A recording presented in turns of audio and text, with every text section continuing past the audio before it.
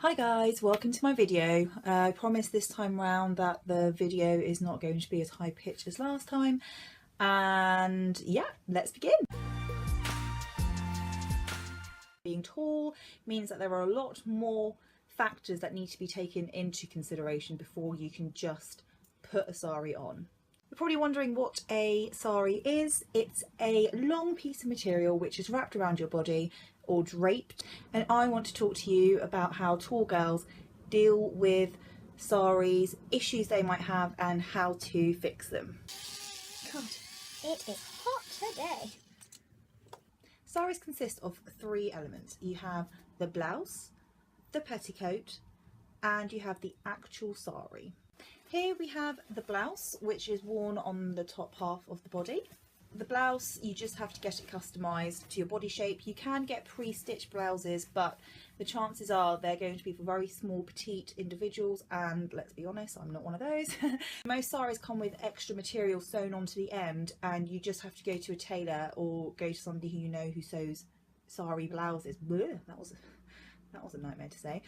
And they will sew it to your measurement. Here we have the petticoat, which is essentially the same as a really long skirt. Oh, I don't know if you can see it.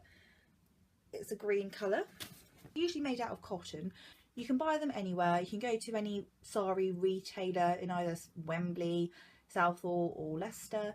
And then we have the sari, which is here. It's a greeny ombre sari which I bought. Now, this is where the majority of the problems lie. When you put a sari on, you're supposed to tuck the top half of the sari into your petticoat, and it's supposed to fall along the petticoat to the bottom. When you're tall, there's going to be a gap between the bottom of the sari and the floor. There's supposed to be a little gap, usually, you know, just as a caution to make sure that the sari doesn't get dirty at the bottom.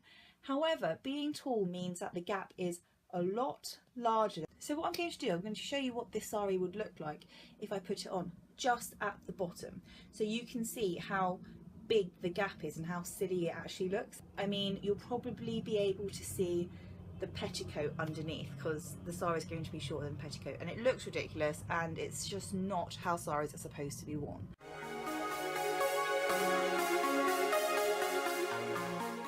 And you can see there's quite a big gap, but to fix this, you go to your sari retailer or you buy a piece of material called foll.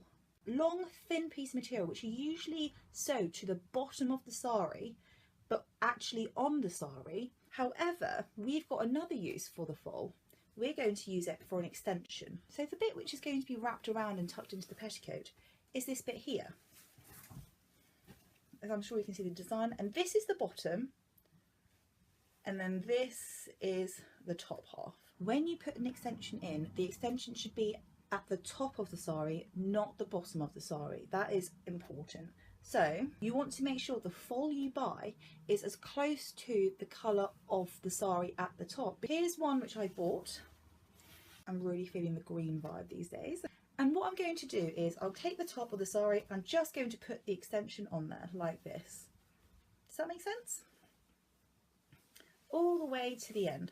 So when I actually tuck it into the petticoat, it will be this part which is tucked in, and then the actual saris will all show on the outside, and it will reduce the gap. The reason why I like the foll so much is because it's quite thick, and usually when you buy a sari you can just go and pick the extension up / foll when you're actually at the shop. They usually come quite cheap. They're usually around 30 or 40p. Also look out for the old deals, you know, 3 for £1. I'm going to go and sew this now together, and I will then show you what it looks like at the very end.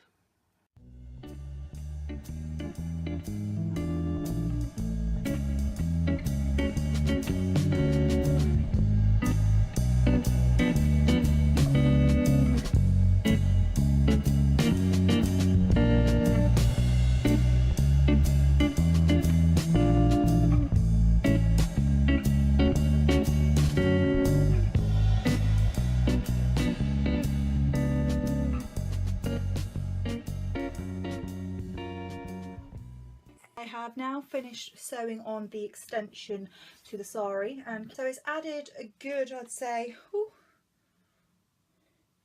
3.5 inches onto it, and it's gone all the way to the top, just so you can see the full thing. There's a pattern at the bottom.